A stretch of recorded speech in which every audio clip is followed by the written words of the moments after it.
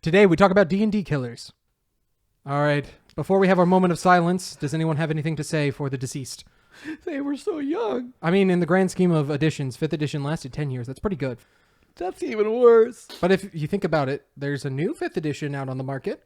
It's not the same. It's okay. It'll live on in our hearts.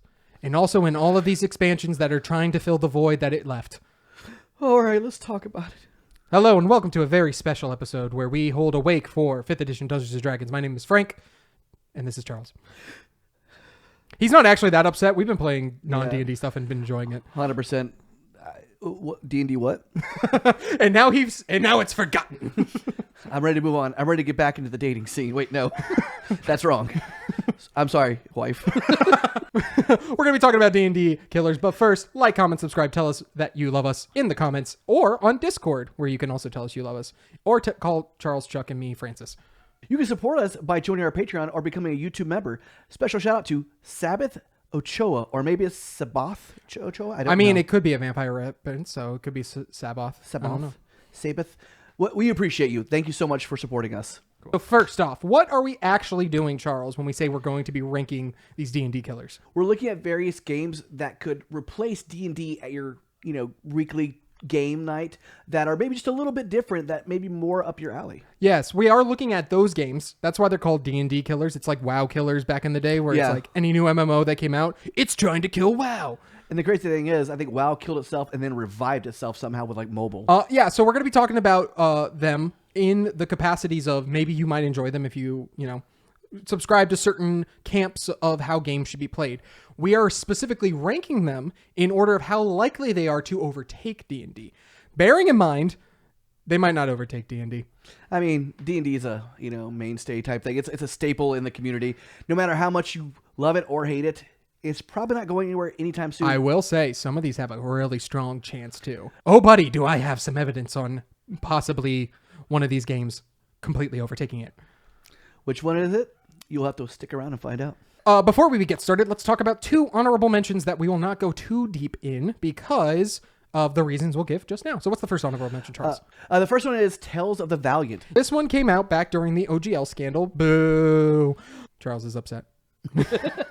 This was made by a third-party publisher who used to make a lot of D&D content on its own and was like, you know what, we don't want the opportunity to make more content. Let's make our own system. Mm-hmm. And then they made Tales of the Valiant, which is, from what I hear, basically just 5th edition, but 5th edition. So it's 5th edition without the name 5th edition. And it makes sense because they want to keep all of their books in compatibility with it. Yeah. You'll see a lot of games try to do that, like 5th edition compatible, and they get a lot more money that way. Yeah, that makes sense. If you're trying to separate yourself a little bit from Dungeons & Dragons. Oh, we're not really Dungeons & Dragons, but if you still like playing Dungeons & Dragons, here's our book, which you can now use as a supplement or a standalone. So, I mean, I can get behind that. Now, the reason we're not covering is because I haven't really looked into the system because it doesn't interest me at all. I like games that do different things, and if you're just doing the same thing as 5th edition, I'd rather just play 5th edition. That was a pretty good game. Yeah. Twas not bad. But the second one we're going to talk about is a little bit more, why aren't you talking about that? And that is... that's going to be DC 20. And we're not talking about it because it's not out yet. So it's kind of hard with all these games that are already published and, they're literally like stuck in stone. Like they're carved in there. There's nothing that we can do about it. Also because I don't like DC 20. And there's plenty of video evidence to prove that he does not like DC 20. So we're going to instead talk about these games. The first one we're going to talk about, Charles, shouldn't be to anyone's surprise, D&D 2024 5e. Yep. Is it 5e? Is it not 5e? Yes. A little bit. So we're going to talk about it because, it is trying to literally take over 5th edition Dungeons & Dragons. How successful is it that? We don't fully know because Wizards will not give us data on that. They say things like it's the best selling product they've had in the first few months. What does that mean? I think they're just trying to cover up something, like a murder. Yeah, it's interesting because the whole point of releasing this and not calling it a new edition is that they didn't want people to feel like, oh no, I lost my old books. But then they never did enough substantial new stuff with it to then justify most people picking it up. So what they did, they murdered 2014 5e. No, I think 2014 5e is still doing pretty well. You do see a lot of actual plays who are now trying to do 2024 now. Critical Role just started it. A few other groups here and there are trying to do it. And it seems like the weapon system is new and cool and fun. And everything else is pretty much the same, except your subclasses don't always work the way they should. Yeah, they definitely adjusted is the word I'm going to use. So if I were to be honest, this is probably going to go, ironically, it just because it's D&D, it might go towards the top of the rankings, but like it's not doing too well. And a lot of people are talking about how much they don't like the clunkiness of it. I will say there was something to be said of 2014's version. 2024, again, we've played both. I prefer the 2014 edition, to be honest. Yeah, I think it had a better niche, like of the very rules light in the sense of like the onboarding process wasn't too bad, but there was some mechanical crunch behind it.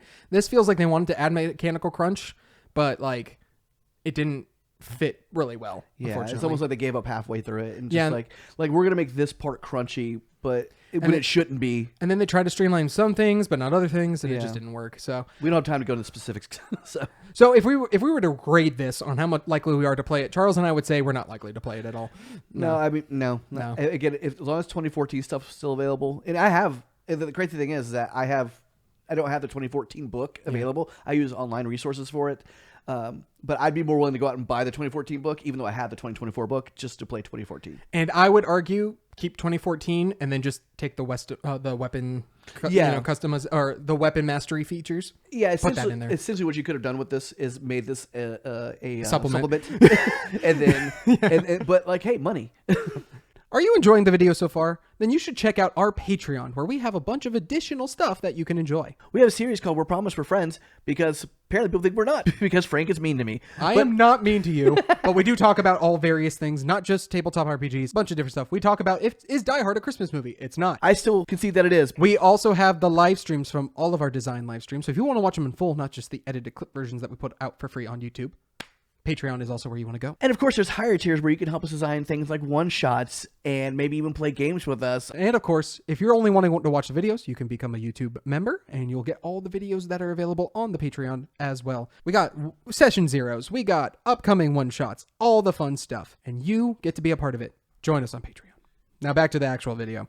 All right, the next one we're going to talk about is one that's in a similar camp, but by a different company. So that's Pathfinder 2E Remastered? Remastered. So this is the fun part about it. So 5th edition announced, we're making a new edition, but not a new edition, but yes. And in the time they announced and then released that edition, Pathfinder was able to do a remaster version because, again, OGL stuff. They were able to do a remaster in the amount of time, like playtest and release it, in the amount of time it took D&D to just do one circle. Yeah, there you go. There you have it. Yeah, Paizo was a lot more efficient in getting their game out quickly and thus ahead of the curve. And here's the thing. Pathfinder 2 is a much better game than Pathfinder 1. Like, it's a lot more streamlined in certain things. And then the remaster, again, is mostly for the getting rid of certain things that might get them in copyright issues. I see. So they were covering their butts basically with this one. Right. It is crazy to think that it took them so long to release this. Like, you had, like... And what they release is basically the same thing. Yeah, and yet Pathfinder Remaster is a lot like more words, and they would probably have to go back and do things. But they did also streamline some stuff. So that's why like Pathfinder 2e Remaster feels like a better thing than just like D&D 2024, where it's like it doesn't feel like it's a new edition, but it does. Pathfinder is specifically a like updated version of Pathfinder 2. This game is more, I think, geared towards people who don't like Dungeons and Dragons as a whole, and prefer their fantasy with a little more crunch, I guess. And I do like that they make some of their mechanics like fit into the world that Galarian is. So it's more like intuitive then. Yeah, I feel like the simulation feels better. Like they have magic runes that you get to like carve onto things. That's cool. And that's how you get magic items and special abilities and stuff. Someone invited me to play this game because I want to play Pathfinder. I really do. I do think 2E is a lot more streamlined in the sense of like making a character. You still have a little bit of that, crunch where it's like you do need to make a character that works viably. But then you have things like the archetypes that are really fun that can give extra flavor to like us playing the same class and subclass. And then we add in the archetype things and now we're playing what feel like very different characters. So if we were to rate this one on 1, how likely we are to play it, and then 2, how likely it is to take over D&D, how likely are we to play it? I would definitely, I would say probably, yeah. I would also probably play that for sure. And then is it going to take over D&D? I'm gonna say probably not because they haven't yet because they've been around. It's been around, I mean, again, I'm sure it's a great game. I haven't played it, but again, the people that who are like advocates for Pathfinder 2E and Pathfinder in general, they will sing its praise. So it seems like if it falls into your range of like, I want something crunchier than D&D that's more intuitive and something that's kind of already built in for you. Yeah, you're probably going to want to play it. I think it's basically just carving off its own niche. Yeah, and I think so. You're going to have a lot of people who will transition from 5th edition to Pathfinder 2E because they like the more crunch and like character optimizations of it. Yeah. Either that or they'll stay with 2014. Yeah, I don't think so. I think if you're really into the building, you're going to transition into that. So I think much like a lot of these games, I don't know if it's necessarily going to overtake it, but it is carving its own place and it's doing a really good job at it. Yeah. So. And that's something I think we're seeing a lot of too. Again, looking at all the options we have here, we're seeing, I think, where D&D is now becoming a niche of itself. It's like D&D, and then you have other TTRPGs that are like with Pathfinder. I think you're gonna have it with other games as well. Yeah, let's talk about the elephant in the room, aka Dagger Heart, the heart of the dagger. Sure.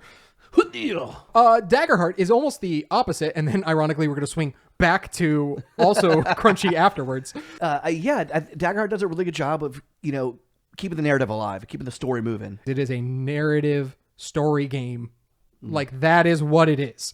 And if you enjoy that, it's really fun and really good. Yeah. Super streamlined mechanics, right? You're not like having a bunch of different skills and all. You have 6 possible things you can roll from. Mm-hmm. And then you have experiences that you write in that help increase the likelihood of succeeding on those rolls. Mm-hmm. And so it's a lot of fun being able to like customize your character in that way. It does feel like how Pathfinder, in order to make your character really unique, you have to know a lot about the system and know like which path you're going to go down. With Daggerheart, it's just if you have that concept, the game makes it easier. Right. Which those are completely 2 different ways of doing character creation, which is nothing wrong with either one. If you want a fantasy game that I think is more narrative focused and stuff like that, this is the game you're going to want to play. 100%. Because again, it takes a lot of what I argue like the fluff that D&D 5e kind of gives you, and provide you with more of a outlet to like kind of interpret your own actions. It's like you're not you can either stab or riposte. You can only do certain things. Whereas in this, it's like you kind of define what you're doing, and it feels more like immersive in my opinion. Yeah, it ironically takes away a lot of options, but that makes you freed up to do a lot of things, right? So instead of it being like, I want to jump off this cliff, and do like a running leap down or something, it's like, well, do you have that ability? Daggerheart's just like, all right, we roll and see if it happens. Right. Exactly. The flexibility is what makes it nice. Yeah, and again, the story thing is there. The downside of Daggerheart, in my opinion, is just the lack of more options. And of course, that's because it's still brand new. Yeah. We're going to be saying that about a few of these games. They did just announce at PAX the new book coming out, and it looks really good. It's basically just the playtest stuff, but more of it. Also, over 130 adversaries are going to be in this new book. Oh, wow, that's a lot. Yeah, 4 new campaign frames, 4 new classes, a new domain. Ooh. Yeah, the Dread domain, yep. So, they're going to be doing pretty well for themselves. So, likelihood of us playing it. We mean we're playing right now? Yeah, no, it literally is our main campaign. This is what we're playing right now. Yeah. So, and here's what's funny. It transitions into how likely it is to overtake it. I think if any game has a chance of replacing D&D, it might be Daggerheart. And you're going to say, no, it's not, Frank. It's carving out its own niche. It is, except for the fact that Daggerheart's doing a really good job of convincing actual plays to start playing Daggerheart. Guess which major actual play just switched over to Daggerheart? Acquisitions Incorporated. What? Because I know Legends of Adventures was doing it too. They're doing a one-off thing, and I think they're going to try to convince them to do more. There's another group that's going to do like a 30-episode run of Daggerheart. Ooh. You can tell a lot of them are doing it. It makes you wonder, though, why a certain group of actual players decided to not go with that system, but that's for a bonus video that you can check out if you're a Patreon member or YouTube supporter. I mean, yeah, we already kind of talked about it. I mean, look at their shirt thing. So yeah, but that is our opinion. We do think Daggerheart. Yeah, I think Daggerheart has the highest chance of actually overtaking D&D. We'll see if it does, but that's my argument. And again, it sounds like a lot of times I disagree with Frank, but playing this game, playing Daggerheart, and watching other, and like reading about it and talking about it, this does seem like this seems to have the highest chance of if it's going to be something right now, it's gonna be not this one. It's gonna be sorry, I was like Daggerheart. Yeah, where were Daggerhearts at? Yeah, Daggerheart. Now we're gonna switch over to another crunchy game system that is also made by a bunch of people from YouTube, but probably again is more likely on the gonna carve its own niche rather than being able to do any substantial damage, and that is gonna be a draw steal. Draw steal. Okay, I'll do my best, but I'm not a great artist. You know it's tactical because they take out chance where everyone else is used to it. Like, you don't roll to hit. You just if you want to hit somebody, you automatically hit. Which, again, that's a nice feeling too, because if you think about like when you're building your character, because the idea behind a lot of these games, like, you're not just some schmo. You're heroes. You're heroes, and like you missing hits is, unless it's something against something super powerful, it's should be so unlikely. Like, I should not be missing hits on goblins. You know, when I'm gonna like that should be something like I've been doing this long enough. I should be hitting them. And again, the downside of Draw Steal, I think, is actually going to be the marketing, because it got released to like no fanfare. It got released during Gen Con. Yeah. Which was like, really? This is when you're going to release it, guys? And you're not going to have a booth present? Yeah, that was the crazy thing too, because I remember being at Gen Con with you. You're like, hey, they just released Draw Steal. I was like, and like, are they here? He's like, no. I'm like, that's weird. They had a few games that I think just James Encarnacio was running, and they all filled up. And it was like, well, guess that's it. Can you imagine he's like running the game and like, and guess what? You can get this today. Yeah, well, I think they did have a cool thing where, like, with Chesic, they're a dice company, where like you could buy dice for Draw Steal at their booth, and then they would give you a PDF for a like an adventure, which was really cool. Again, no one knew that. Yeah, again, it's one of those things where it's like marketing is super important to your game, guys. Don't forget about like telling people about your game. Absolutely. Ironically, one of the toughest things. If you want to see us do a video on marketing, let us know and we'll talk about it.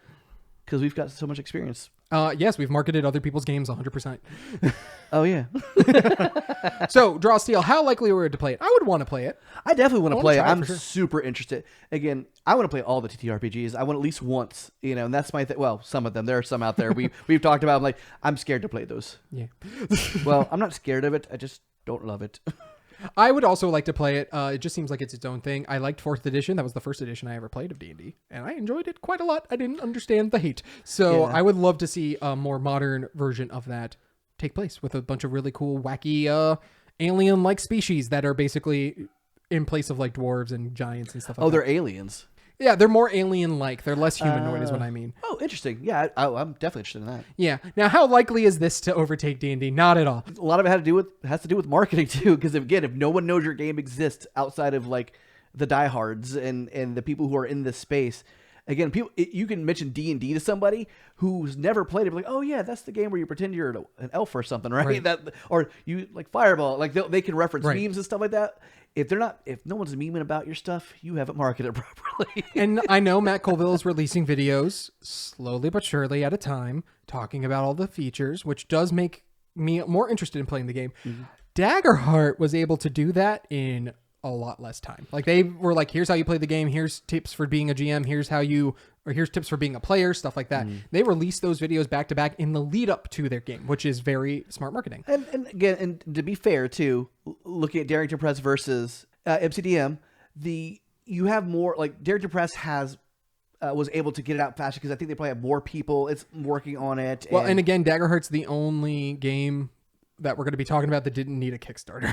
Yeah, well, and that's the thing too. Like, look who's behind it. You know, it's if Critical Role's backing you, guess what? You probably won't need to worry about a whole lot of marketing because they're experts at marketing. Which again makes you wonder, why is that not their campaign?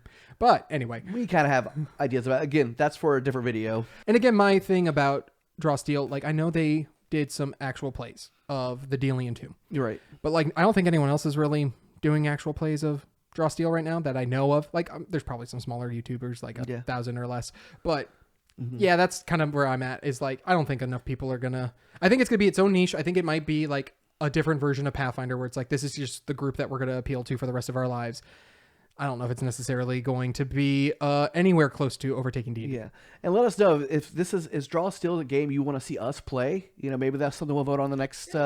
All right, let's go to Cosmere. It's the other of the big three we talked about at the beginning of the year with the RPGs to look out for. And Cosmere is, I'm going to just say this out now. I actually think Cosmere has a strong chance of overtaking D&D, but not for the reasons you think. It's because he's biased. No, it's because of Brandon Sanderson. No, yeah, for sure. 100%. Yeah, no, again, someone who's in the, again, he wrote books. He's marketed himself. He knows marketing and like he's out there. So people are going to know about these books. This is funny. I think this is one of the few games, I mean, outside of 2024, that has the least departure from 5th edition. It feels very 5th edition-y in the sense of like the gameplay. Interesting. The gameplay is still a D20. You're rolling that. You're trying to get over. It's small modifiers, right? Now, the character creation is just Star Wars. We've talked about that. Yeah. And it's a fun character creation. We haven't had a chance to make characters yet, but we have a chance to play, and that was really fun. Though it was super, again, I loved playing, I love playing it. Yeah. So I think the gameplay is going to feel very 5th edition, and I think that's to its benefit. Because what the Stormlight / Cosmere RPG is trying to do is to get Brandon Sanderson fans to play it. Non-RPG fans to play it. Versus convincing RPG fans to play it instead. That'd be an interesting statistic. How many people who consider themselves like book nerds or bookworms are in the TTRPG space? How many people... Because again... We love books here in TTRPG land. Like it'd be interesting to see how many people who like, oh, I have time for reading, but I don't have time to read and play. Right. I do think there's a lot of people who've ordered, because the Cosmere Kickstarter did insane numbers. It's like one of the highest Kickstarters of all time. Only surpassed by Brandon Sanderson's other Kickstarter that is the highest Kickstarter of all time. What's great too is that I think someone who knows Brandon Sanderson's work, they picked it up just to get the lore. I'm not even kidding. Someone who's experienced, like they know his work forward and backwards, would be the ideal GM almost to play these games. Because again, so if you're someone who knows this book, if you're a Brandon Sanderson fan, you should 100% be wanting to play this game because or run it at least for your friends. There's a reason I don't want to run Stormlight, because I haven't read the books, but I want to run the Mistborn one because I have read those books, and that would be a lot of fun to be. But like the downside we said is, the lore is heavy. It's a lot of lore that you kind of have to know. And like you can finagle it, kind of. Not really. Yeah, this is one of those things too where it's like you have a book. It's like, oh, you can homebrew whatever you want. It's going to be a lot harder with this because there are certain things that are mechanically important that are, which makes for a great TTRPG. Your lore is ingrained into your mechanics. If you can do that, then it makes it a little harder for people to just go off on a whim and do something different.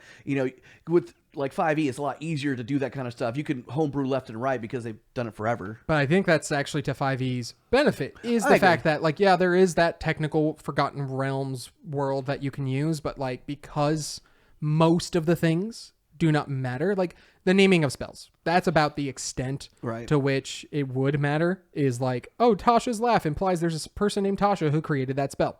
Outside of that, it really doesn't matter too much. And also you can reflavor those names and stuff like that.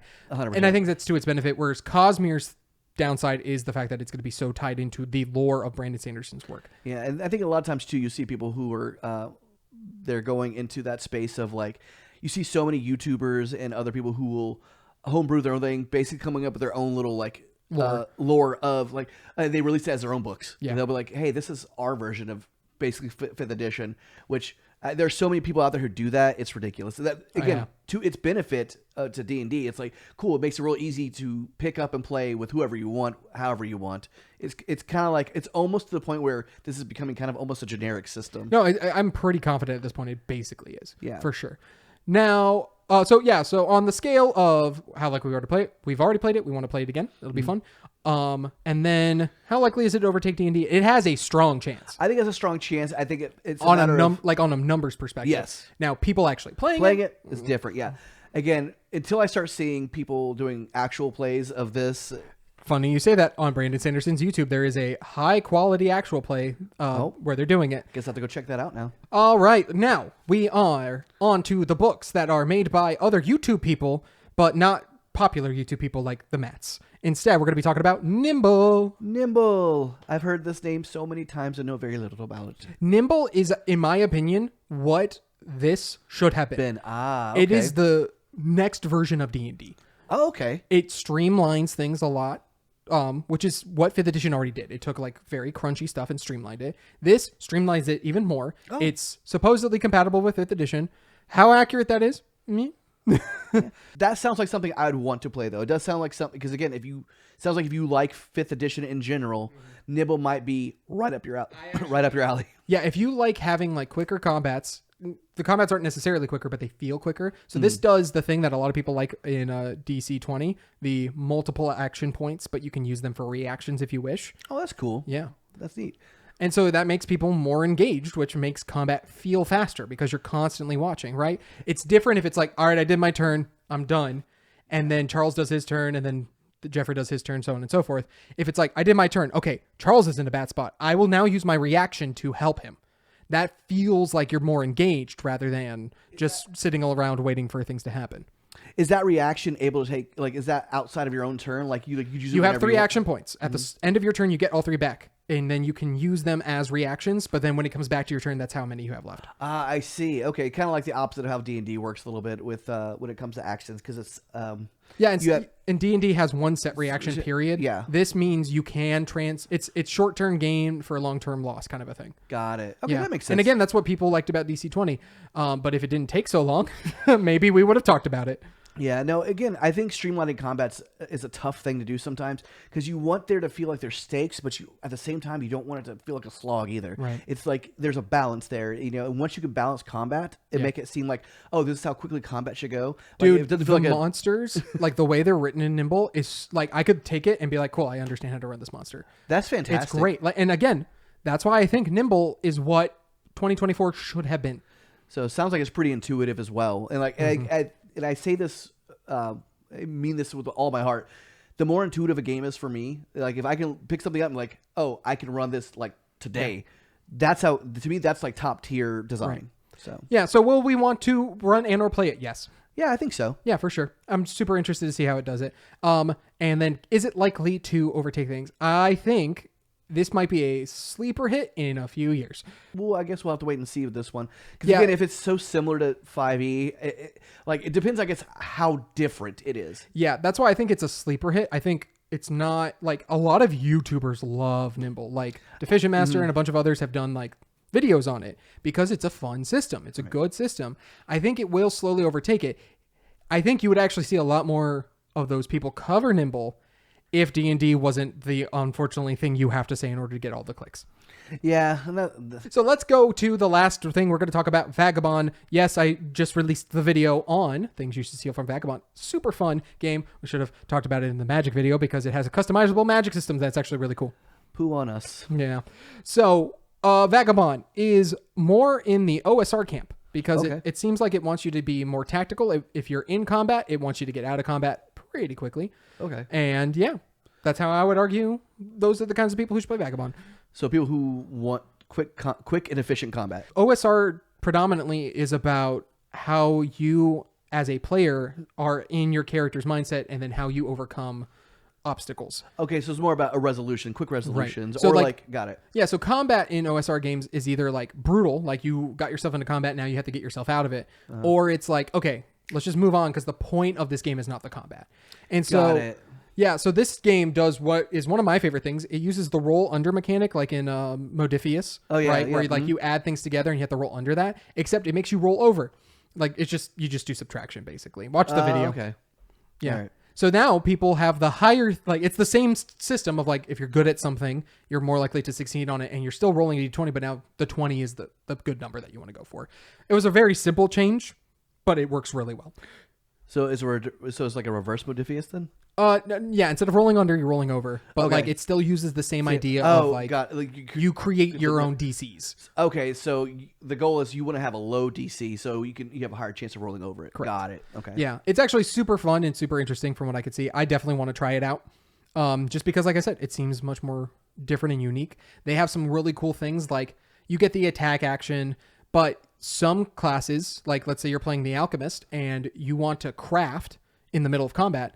Crafting is usually a major action, but that means you can't throw the thing you just crafted, except the Alchemist allows you to use your move action to craft instead, and then you get to throw it with your attack. Very cool. Yeah, it seems like there was a lot of care taken to actually create Vagabond and make it seemed like a good system. Yeah, I think it's very evident we could tell something was a labor of love, like about how much thought and cares to put into it. Because again, we can talk about D&D and how, like, again, I'm not saying, and I won't say D&D is a bad system. I don't think it's a bad system. I think this one is, but but I think the level of love and care that's put it, like, this feels very manufactured.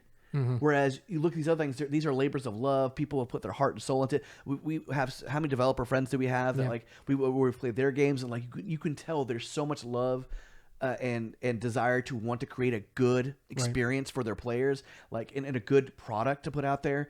Not necessarily just to fight, like, oh, something other than D&D, but because they wanted something different. They wanted something unique, and they've done that, and you can tell how much love they put into it and how much effort they put into their product. Man, that was such a good speech, and if we were professionals, we would end there, but we have to rate the thing. I mean, we'll just clip it and cut it at the end. No, absolutely not. Come on, you could do it. I could. Frank's great at editing. Come on, guys. In the comments. Get in the comments. So Vagabond, we want to play it. Is it likely to overtake D&D? No. Sorry. I mean, again, like Nimble, I think it can be a sleeper hit that will eventually carve its own niche. But I can see that for sure with Vagabond. Well, it's just because it's OSR. Like, inherently, a lot of people don't want the whole, like, how can I get myself out of this situation? People want to be able to say, no, my character knows how to get out of this situation. I don't. So how do I get out? Yeah. They want the drama. Yeah. So now we're at the end of the video. Hi, everyone who clicked to this point. Top 3 games that will murder D&D. Tune in next time on Dragon Ball Z. No, so the top 3 games I think have the best chance that we've talked about is 100% D&D 2024 has the highest chance. That might be cheating a little bit because it's D&D. Right, it's literally the new D&D, but the fact that people are having such a hard time converting is my whole reason of why we included it. Maybe. Yeah. It's a maybe. Yeah, when I saw the list that Frank provided me, which was right before we recorded this, because I don't look at things sometimes, I was like, why is this on here? And then we have to talk about it. And it's like, this makes sense now. Again, as much as you don't want to hear it, this has the highest chance of, because it's already there. It's named brand recognition. It's the name recognition. Brand recognition, 100%. Yeah. Second one, also brand recognition, Daggerheart. It could go there. If the fact that a lot of major actual plays, the Dungeon Dudes did a Kickstarter for Daggerheart in their system. Yeah, it's a good sign if all of your YouTubers, your favorite YouTubers, are like, this game's really fun. So chances are it might do really well. Yeah. Up to Darrington Press on how much they think it can do well. I think the biggest thing holding them back is themselves. You're right, Dad. Unfortunately. And then what I think is a sleeper hit, and I think from a numbers perspective definitely has a chance, from an actual people playing the game, maybe not, Cosmere. But not Pathfinder 2e. That doesn't. No, I think it's made its niche, and I think it's going to stay there. But I think the good news is I don't think they will ever hemorrhage people. I think they will only grow. Just never to the point to it's going to be the thing over D&D. That's a fair point. Yeah. So, and all the rest suck. Thank you for watching. You going to say anything? Stay witty. Stay witty. Okay, sure. Stay witty. We'll just end it there, I guess. All right. Stay witty, everybody. Frank just murdered me in my soul a little bit.